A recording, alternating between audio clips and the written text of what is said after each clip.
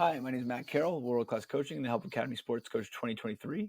And today I want to talk to you about a session I designed for working on throw-ins. And, I think that's something that as coaches, it's not always the highest thing on our priority list. I think, even years back, I think it was even further down. But we saw with the inception of Liverpool and their throwing coach and the way they worked on it. And, there's several articles out there about the science behind it. I think it's become much more of a talked about subject. It's a set piece. It is.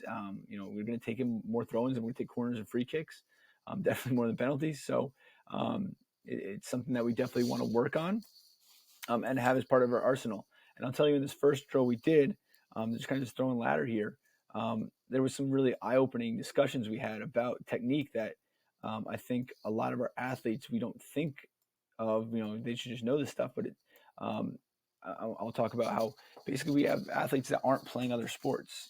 Back in the day when I was playing, we was 2 or 3 sports.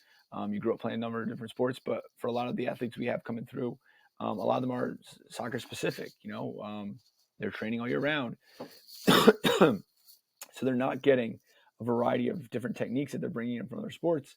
And if they don't get that, we have to teach it. And I think it's one of those things that maybe, coming from a generation that did play more sports, we kind of just take that for granted. So one of the things we discussed was when we were throwing, I took a throw in and, it wasn't anything special for sure.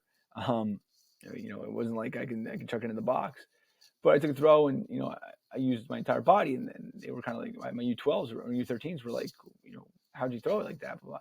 Like when I talked about using my legs and my core, and like, I just thought you threw it with your arms. I was like kind of eye-opening for me to think that, this isn't something that we've discussed. This is just something I assumed they would know how to do. They would just know how to use their entire body with making a throw.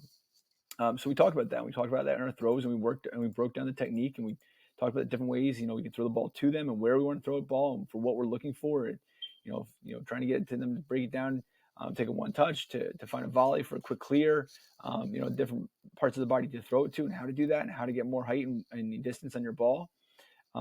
So we did that in here. We just first start off with player receives a pass. They take the touchdown, control it, and we're playing 2-touch here. Sorry, I'm a little squeaky. I'm dealing with a little laryngitis here.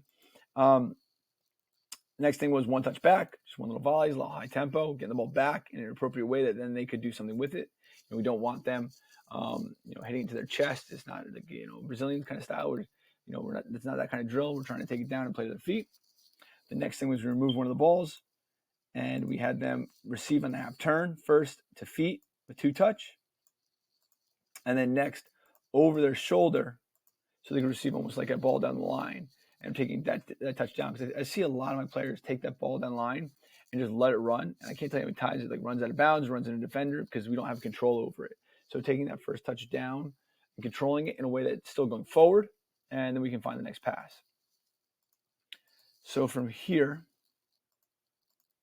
what I did was I created a pattern grid here. We're going to work on different patterns we want to work on with our throw-ins. So I try to make it, escalate it to more game-like as we went through. And first showing the technique, now simulating game scenarios with patterns, and then we'll move on to something next where we'll see a lot of, we'll try to recreate the situation as much as possible in a game-like situation and make it more game-like as we go. So first one was a back and through. We threw it to this player. They laid a ball off to this player. And then what would it be? The through ball came here just for time's sake. We played it right down to here. And then they transitioned in the same pattern. So played the forward player. They played as a target who played back. And then we found the back and through. And obviously, when you have a throw in, you're going to draw a lot of pressure. You're drawing players in. They are not expecting you to be able to play a ball into the box from a throw unless you're, I have a team that we played all year in high school. Every year, no matter what, they have somebody has a long throw. So we're contesting that and playing a little deeper. But here, if you can play it back and through, when you've got them compact and pressing the throw-in, definitely a great opportunity to play a long diagonal here and break that initial pressure.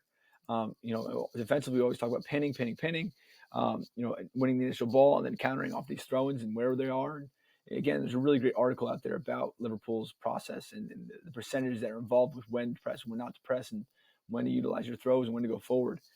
It's out there on the internet, so you can definitely check that out. Next one we worked on was interchange of positions, and then we worked on interchange of positions for a through ball. So this one, first one, he drops. This player comes in, fills the space. We talked about when the one player moves, they leave a gap.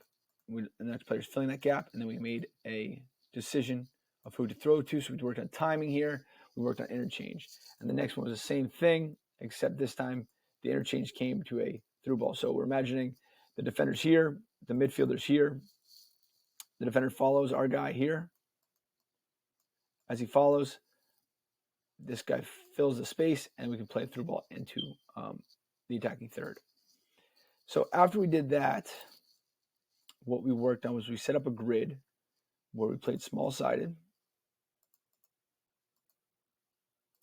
Come on, yellow. Come on, yellow. Every time this one gets delayed. There we go. So we had 3 yellow in here. If they'll show up. All right, well, while we're waiting for that to load, what we worked on here was I had a bunch of balls set up around the grid area. And what I did was that we talked about playing fast. I have so many players where we get the ball, there's a guy wide open. There's no offsides on the throw-in. We're sitting there. I'm like, guys, just pick up the ball and throw it. But the outside back, they've been so conditioned that the defender takes the throw-in. The defender takes the throw-in, that they drop the ball and wait for the defender to come over, and we lose that advantage. So what I did was I placed a bunch of balls around the grid. So we made it small, so there will be a lot of change of possession and a lot of balls going out of bounds. And whenever it went out of bounds, we challenged the players to, hey, should we play quick throw? Or should we try to set up one of these patterns that we've created? And we talked about, initially, if this guy's going wide open, what are we waiting for? Why do we wait for another guy to go pick up the ball? So we talked about the quick throws. We talked about working these patterns. And then what I did was, we want to go somewhere with this. So there's 2 ways to do this. You can have it so that you have 2 teams and they're passing their team, or you can just have a transition where black is on attack in this grid and yellow is on the attacking grid, this grid. So we had the same thing. Grid's even a little smaller, but when we had a throw in, yellow's on the throw in. They're trying to transition to this grid. They can't leave the grid, before the ball will be considered offsides. So we said, hey, can you find a quick throw? No offsides on this throw. So we played it quick, found it over the top, and we're transitioning. So now we're talking in the first drill, we're talking about just the throw-ins and the different dynamics of it. In the second, we're talking about after the throw-in, where are we going? So we're building in the pieces as we go to try to make it more game-like. So we went from building the basic technique of the throw-in, the ways we want throw-ins to occur, patterns to recreate situations. Then we went to a game-like facilitation of those patterns and trying to work them in. And then from there, we went into, from the patterns, let's use the patterns, and then what are we going to do with the patterns afterwards? How are we going to advance the ball with those patterns? So from here, we clear everything out.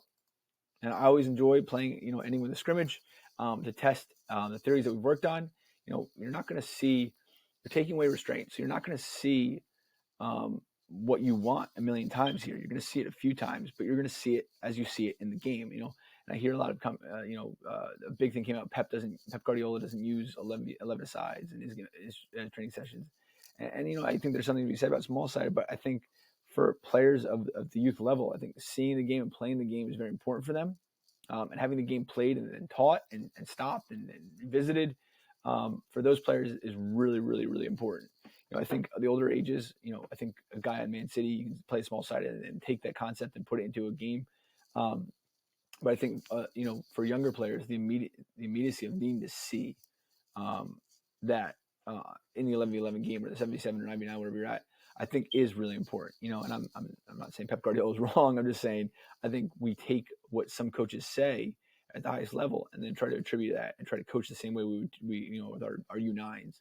And I think it's a very different concept. It's a very different brain makeup. It's a very different developmental age and stage for those guys.